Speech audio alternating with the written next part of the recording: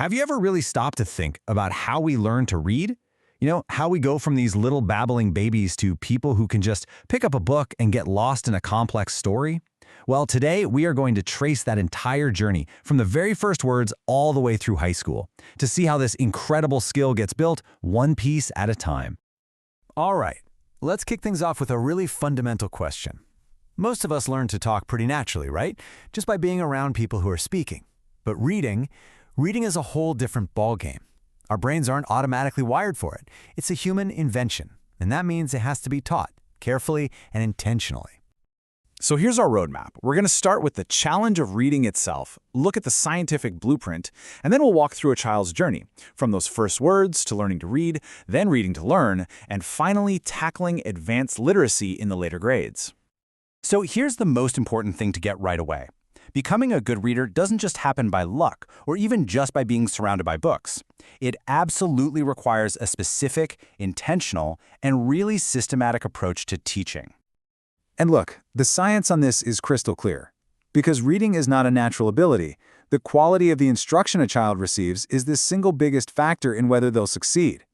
This makes getting the teaching part right a total non-negotiable for every single student. Okay, so if the teaching is that critical, how in the world do we know what actually works? Well, the great news is the answer isn't based on guesswork or the latest educational trend. It is grounded in decades of solid scientific research. This brings us to what's called the science of reading.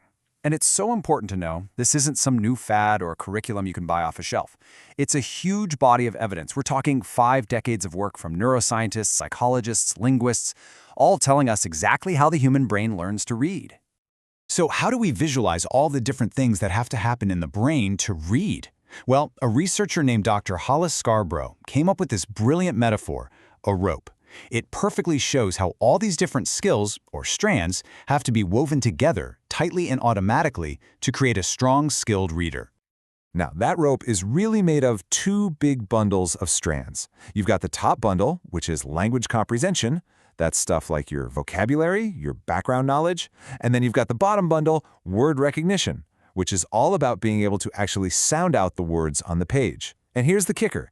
To be a skilled reader, you have to be strong in both. You can't make up for a weakness in one with a strength in the other. So where does this journey begin? Well, it starts long before a kid ever steps foot in a school. These first few years are all about building that crucial foundation of spoken language, setting the stage for everything else. In these early years, the whole game is about building a rich world of words and sounds.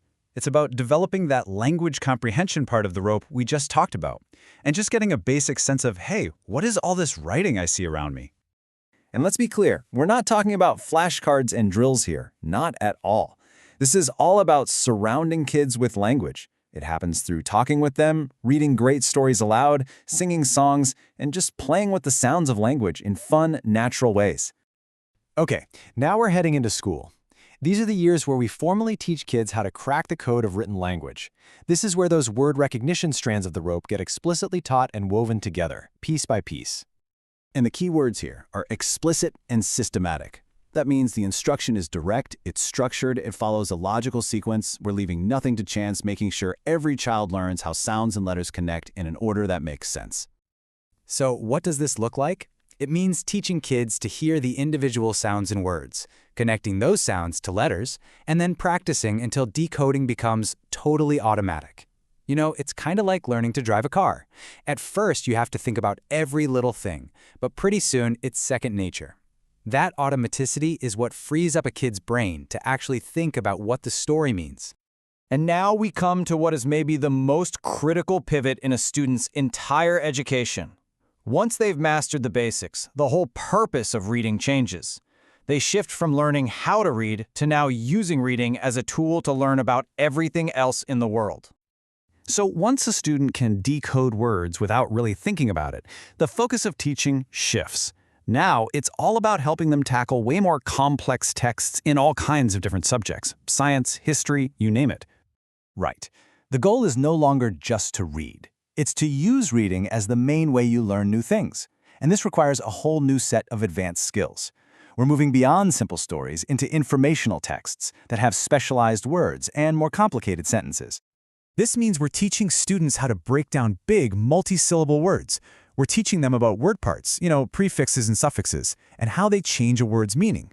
And reading stops being this isolated thing. It gets embedded into science class, into social studies. It becomes a part of everything. All right, on to the middle and high school years. And here, the demands of reading just explode. They go up exponentially. Students are now expected to read and understand highly academic, really dense material that's specific to each subject they're taking. So teaching at this level has two really important jobs. First, you have to help every student learn how to handle these incredibly complex texts. But second, you have to provide a critical safety net for older students who might still have some gaps in those foundational skills from way back when.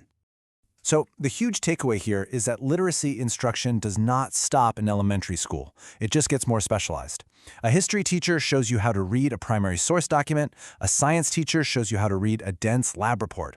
And we have to always be ready to jump in and provide targeted help for any older kids who are still struggling with the basics.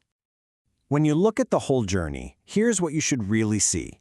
While the specific focus and the teaching practices change at every stage, every single step is anchored in that exact same solid body of scientific evidence about how we learn to read. And that brings us right back to the main idea. I love how the Reading League puts it. We have a preponderance of evidence. We're not guessing anymore. We know what works. The real challenge is making sure we implement it consistently across that entire birth to graduation journey. Which leaves us all with a pretty big question to think about. In our own communities, in our own schools, are these different stages being treated like separate, isolated islands? Or are we building a truly connected, reinforced, and seamless pathway that ensures every single child becomes a skilled, confident, and lifelong reader?